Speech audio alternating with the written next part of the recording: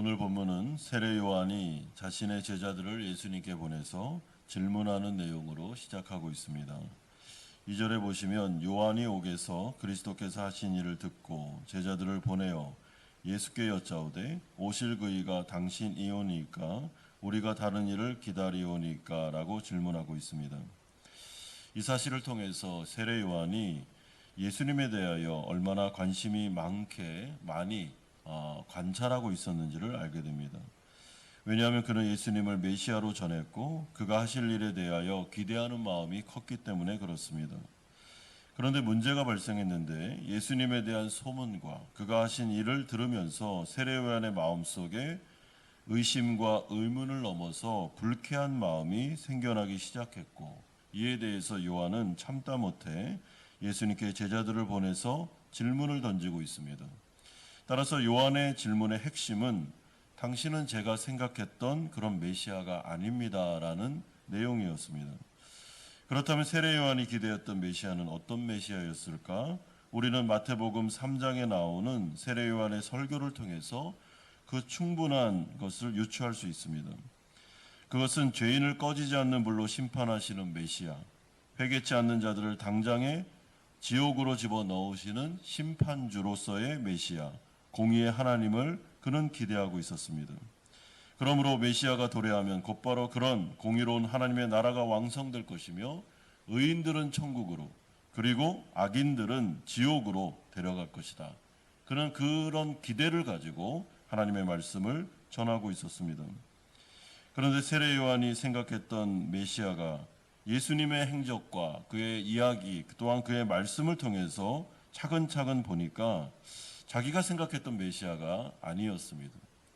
이에 대해서 예수님은 자신의 그 세례 요한의 제자들에게 다시 답변을 주심으로 그의 부분적인 지식의 한계를 차근차근 설명해 주시고 온전한 하나님의 나라의 지식으로 그를 인도하십니다. 4절에 보시면 예수께서 대답하여 이르시되 너희가 가서 듣고 보는 것을 요한에게 알리되 5절에 맹인이 보며 못 걷는 사람이 걸으며 나병한 자가 깨끗함을 받으며 못 듣는 자가 들으며 죽은 자가 살아나며 가난한 자에게 복음이 전파된다 하라. 예수님은 세례 요한의 질문에 대하여 네가 생각하는 메시아에 대한 메시아가 오시면 죄인들을 심판하고 거룩한 하나님의 나라가 완성될 것이다 라는 것은 완전히 틀린 생각은 아니지만 그 부분에 대해서 너는 한계가 많은 지식을 가지고 있다라고 정정해 주십니다. 성경에 예언된 메시아가 이 땅 가운데로 임하면 어느 일정한 시기까지는 구원과 치료와 회복과 이 모든 것들이 이루어지는 은혜로운 시기가 먼저 주어지고 그 이후에 세례 요한이 생각했던 것처럼 마지막 종말과 심판이 오게 될 것임을 말씀해 주고 있습니다. 그러므로 지금 세례 요한은 구약의 마지막 선지자로서 구약의 한계를 벗어나지 못하고 있습니다. 구약에 있었던 그 심판과 악인에 대한 멸망과 이 모든 예언들을 그는 그대로 믿고 있었습니다. 그러나 구약 성경이 말했던 통시적인 하나님의 나라, 그리고 신약 시대가 열리면서 환히 밝혀진, 예수님을 통해서 환히 밝혀지고 있는 그 하나님의 나라는 그 세례 요한이 생각했던 것처럼 바로 메시아가 심판주로 임하는 게 아니라 일정 기간 은혜로운 시기가 주어지고 그 은혜로운 시기 가운데 구원이 이루어지며 구원이 완성되는 시점에서 심판이 이루어질 것임을 예수님은 말씀하십니다. 그러므로 그는 6절을 통해 누구든지 나로 말미암아 실족하지 아니하는 자가 복이 있다라고 말씀하는데, 여기서 이 실족하다라는 말은 좀 과격한 표현입니다. 그러니까 나로 말미암아 넘어지지 않는 자라고 표현할 수도 있고, 이 실족하다는 것은 나로 말미암아 불쾌감을 느끼고 굉장히 좀 기분 나빠하는 이런 뜻도 포함되고 있습니다. 그러므로 성경을 부분적으로 알거나 아니면 자신의 생각대로 하나님을 정의하여 임의적으로 판단하여 믿는 자들은 이런 위험성에 빠질 수가 있습니다. 하나님은 이런 분일 거야. 하나님은 저런 분이셔. 기독교는 이런 거야. 성경에서 벗어나서 자기가 기독교를 정의 내릴 때 어느 순간에는 세례 요한과 같은 의심과 그리고 불쾌감과, 아니 왜 이런 식으로 하나님께서 하시는 거야 라는 생각들을 가질 수 있다는 것입니다. 따라서 중요한 것은 임의적으로 우리가 기독교를 판단하고 하나님을 정의 내리는 것이 아니라 또한 부분적인 지식을 가지고 신앙생활하는 것이 아니라 하나님의 말씀인 성경을 통해서 통시적으로 성경이 정말 하고 싶은 말씀을 하나부터 100까지 완벽하게 알아가려는 자세를 가지고 그 밝히 드러나 하나님의 나라가 어떤 나라인지를 알면서 신앙생활을 할 때 우리는 의심과 불쾌감과 이 모든 것에서 벗어나서 감사와 또한 믿음을 가지고 신앙생활을 제대로 할 수 있는 것입니다. 그러므로 성경은 우리 신앙생활의 기초요 모든 것입니다. 여러분, 성경은 해석되어야 됩니다. 바른 해석을 통하여 성경을 알아갈 때 우리는 하나님이 어떤 분이신지 그의 나라가 어떤 곳인지를 알게 되는 것입니다. 여러분, 하나님의 나라 예수 그리스도께서 이 땅에 임하시면 바로 심판이 오는 게 아닙니다. 막 정의로운 사람은 하나님 오시면 저 사람들 다 죽이십시오. 악인들 다 심판하십시오. 이렇게 말하는데 여러분, 그것은 기독교가 아닙니다. 기독교는 하나님의 무한하신 은혜가 먼저 임합니다. 은혜의 때가 있습니다. 그 은혜 때는 누구든지 그리스도께로 나오면 다 구원받을 수 있습니다. 어떤 죄를 저질렀다 하더라도 회개하면 다 구원받을 수 있는 정말 엄청난 구원의 시기, 은혜의 시기가 먼저 옵니다. 그게 바로 우리가 지금 살고 있는 말세, 지금 이 시기입니다. 그런 다음에 때가 되면 구원받을 수 없는 때가 오는데 그때가 바로 긍휼 없는 심판이 임하는 때였으며 지금 세례 요한이 지금 굳게 믿고 있었던 그때가 반드시 오게 될 거다라고 말씀합니다. 여러분, 우리가 지금 살고 있는 이 시대가 종말이죠. 종말의 때에 일어날 수 있는 지진과 기근과 전염병과 전쟁과 이 소문들이 지금 뉴스거리를 완전히 도배하고 있습니다. 우리는 지금 완전히 종말의 시대를 살고 있습니다. 이때 하나님의 말씀대로 성도들은 깨어 있어야 되고 정말 나의 신앙을 점검해야 되며 이런 시기일수록 더더욱 하나님께로 나아가야 됩니다. 예수님은 이런 기회를 놓치지 않고 세례 요한에 대한 설명을 통해서 하나님의 나라를 통시적으로 설명하십니다.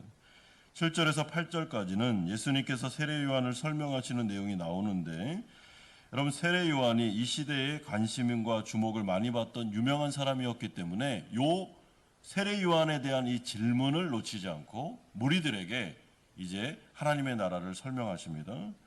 예수님은 7절을 통해서 세례 요한이 바람에 흔들리는 갈대가 아님을 말씀하시므로 이 사람은 대중의 의견에 쉽게 흔들리는 변덕스럽고 우유부단하며 그런 정치가가 아님을 분명하게 말씀하십니다. 이런 점에서 어떤 부류의 사람들은 세례 요한을 정치가 중에 한 사람이 아닐까라고 기대했던 것 같은데 전혀 정치적인 그런 일을 하려고 온 사람이 아님을 단언하십니다. 또한 예수님은 8절을 통해서 세례 요한이 왕궁에 존재하면서 권력에 수긍하는 아첨꾼도 아님을 말씀해주고 있습니다. 그렇다면 예수님이 알려주는 세례 요한은 어떤 사람이었을까? 9절의 표현대로 선지자이긴 하지만은 선지자보다 나은 사람이었습니다.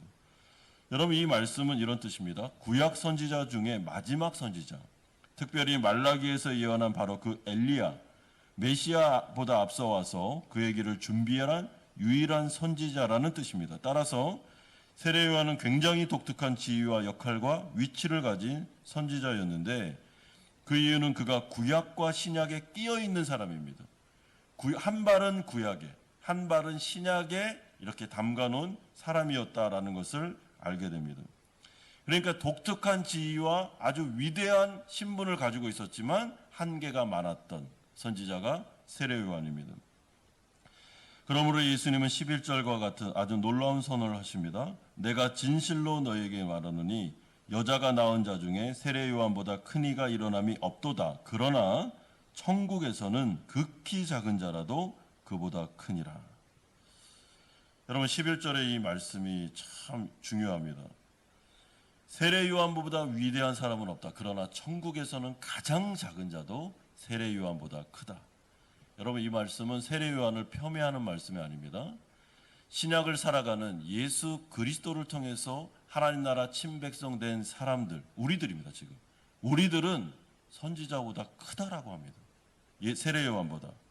그 이유는 세례 요한의 한계, 한 발은 구약에 한 발은 신약에 있으면서 하나님의 나라를 시작되는 시점에서 잠깐 맛봤던 사람, 이 세례 요한. 그러나 우리들은 어떻습니까?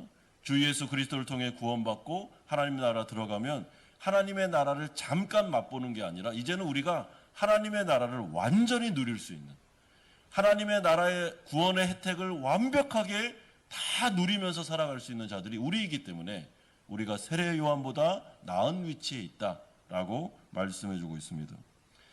여러분, 하나님의 나라는 5절과 같이 맹인이 눈을 뜨고 못 걷는 자들이 거르고 나병한 자가 치료되며 못 듣는 자가 들으며 죽은 자가 살아나는 부활의 능력과 기적을 체험할 수 있는 나라, 그것이 바로 예수님이 가지고 있는 권능의 나라이며 우리는 지금 그 나라 안으로 들어와 있고 그 나라 친백성으로서 이 나라에서 주시는 모든 혜택을 우리는 지금 기도를 통하여 하나님 앞에서 다 누릴 수 있음을 말씀해 주고 있습니다.